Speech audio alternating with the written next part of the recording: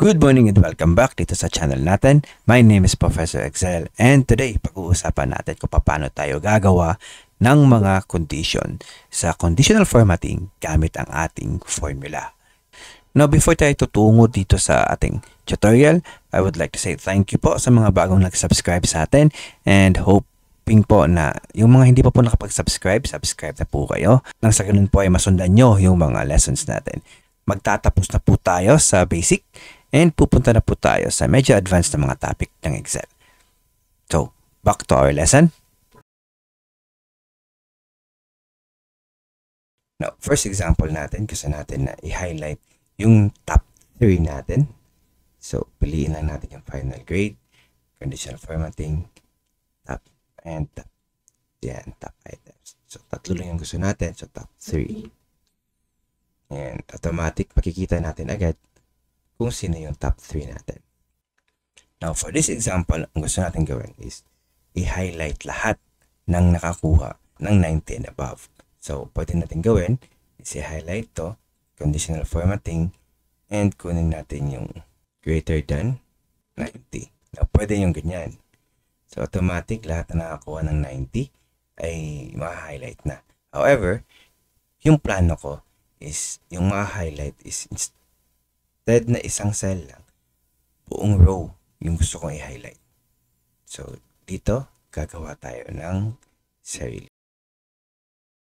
First, i-clear muna natin yung rule ng lahat.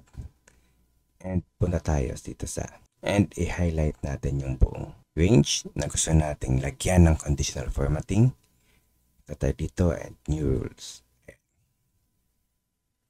Dito, gagawa tayo ng formula natin.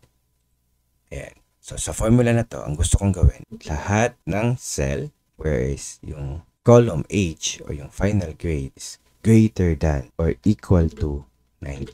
Hihimayin natin itong formula.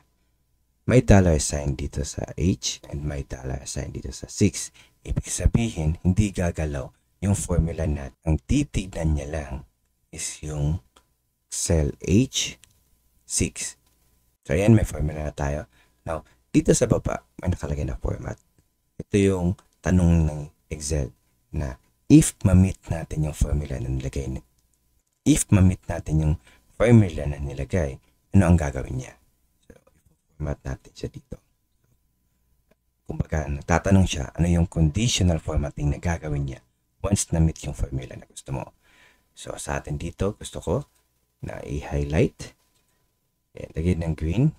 Makikita natin dito sample. Lagyan ng green. And yung font niya ay magiging bold.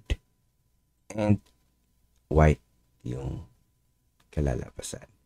Once i-okay mo yan, dito makikita sa preview kung ano yung pwedeng gawin o magagawa niya. Makikita natin dito sa preview kung ano yung mangyayari once ma-meet yung formula na ginawa natin. Once i-press natin yung okay, expected ko na lahat ng ito ay mag-green. So, yun, nag-green nga. Hindi natin gusto yan. Tignan muna natin kung bakit nag-green lahat. So, highlight natin ulit, conditional formatting, and i-manage natin yung rules. So, makikita natin dito sa rule, i-edit natin. Makikita natin dito sa rules na ginawa natin na yung cell H6 ay may dollar sign. Ibig sabihin, fix yung ginawa nating formula. So, lahat ng conditional formatting ay nakabase sa kung ano yung nasa loob ni H6. Since H6 ay more than 90% or more than 90 yung grade niya, kaya lahat ng ito ay naka-green kasi na-meet nilang lahat yung gusto natin na formula or yung ginawa nating formula. So, once gawin nating mas mababa sa 90 yung final grade ni H6, 86, lahat sila ay nawala yung format o hindi na naka-highlight. So, ibig sabihin, lahat sila ay nakabase lamang sa iisang cell, which is H6. Now, upang maiwasan natin yung ganyan, i-highlight natin ulit and i-manage natin yung rules. Upang maiwasan natin yung ganyan, kailangan nating baguhin every time na magpapalit tayo ng row. Kailangan din tatakbo yung formula natin sa kung ano yung row nila.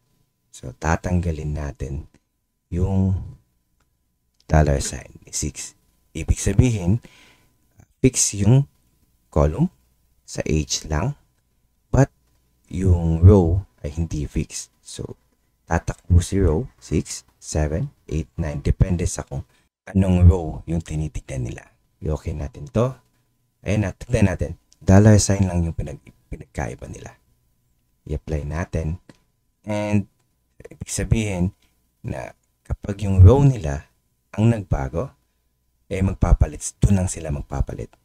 So, hindi na sila nakabase lahat kay H6 bagkos nakabase sila sa kung anong row nandun sila. So, for example, ito, hindi na aabot ng 90 yung final grade niya. Mawawala agad yung highlight niya. Siya lang, hindi na sasali yung ibang rows natin. So, yun muna yung topic natin for today. I hope may natutunan tayo. Now, madami pa tayong pwedeng gawin sa conditional formatting and i-explore natin yan sila in the future topics natin. Kapag madadaanan natin sa mga projects natin, ay i-highlight ko sila and i-explore natin further. So again, my name is Professor Excel. Please like and subscribe na kayo dito sa channel natin. Lalo na po ngayon na papasok na po tayo sa mga advanced topic ng Excel. So again, my name is Professor Excel. Good morning.